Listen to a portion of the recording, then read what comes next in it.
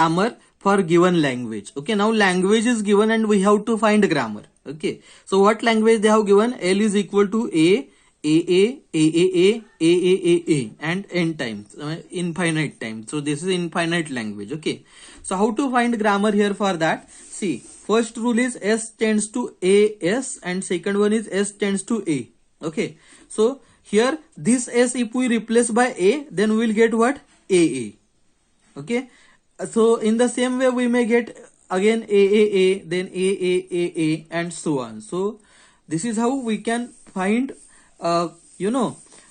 grammar from given language. Okay, so they have not yet generally asked question on this point, but still you must know this particular point, how to find grammar. Okay, now next point is simplification of context free grammar. What is context free grammar? We have already discussed. Okay, now see, a grammar written in simple form is easy to analyze. Simplification of grammar involves transformation into equivalent CFG that satisfies some restrictions. Okay, actually see, if you want to simplify context free grammar, then we have to perform 3 different steps. Okay, first one is we have to eliminate useless symbols. We have to eliminate useless symbol. Okay, then second one is we have to eliminate null productions, and finally we have to eliminate unit production. Okay, now let us discuss first step here, eliminating useless symbol. Okay, so for that, first of all, you must know what exactly useless symbol is. Okay, a variable is useless if it is not deriving any string of terminals. Okay, or it is not present in sentential form. That means it is not reachable from start symbol. Okay, now if you want example of this one, see here this is here they have given example. See, suppose this is grammar. Okay, and what are productions given? S tends to 1A, S tends to 0, S1, then S. See how many productions we will get here. First one is S tends to this 1A, 10. Okay, this will be rule 1.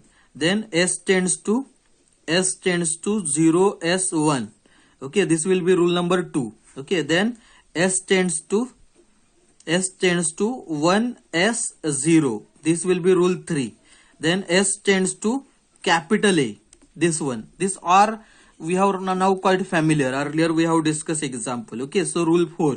And S tends to capital SS. This is rule 5. Okay, now here see, what is useless symbol is, on both side, if you are having only non-terminal, then that production is useless production, or symbol is called as useless symbol. Okay, now if we observe first production, on right side 1 0 is given, so all numbers will be terminal. Okay, non-terminal means capital. You have to just remember this point. Okay, so here second, here capital and number is there, but if we observe rule number 4, on both sides what we are having? We are having non-terminals. Okay, why? Because on both sides we are having capital. Okay, so this particular symbol is called as what? Useless symbol. Okay, so we can remove this particular production from grammar. Okay, grammar. So this is what? This is first step, that is removing useless symbol. On both side, if you are having capital letters, that is on both side if you are having non-terminal, then we have to remove that production. Okay, then second step is removing unit production. Now what is unit production is, see, unit production is quite similar to this removing useless symbol production. Okay, so same kind of rules you can apply in case of unit production as well. Okay, again see, one extra condition is given. Okay, apart from that of first step, that is of useful removing of useless symbol, that is in case of unit production also, if on both side non-terminals are present, that will be first condition, and second condition is from that non-terminal you must not be able to move to start state. Okay, so example, actually they have practical example is not given, and again they have not yet asked question on this particular point. So in case of unit production, you have to just remember point that on both side again there must have non-terminal, okay, but on from that non-terminal again there must not have any part to move to start symbol, okay. And last step is what? Last step is removal of epsilon production, okay.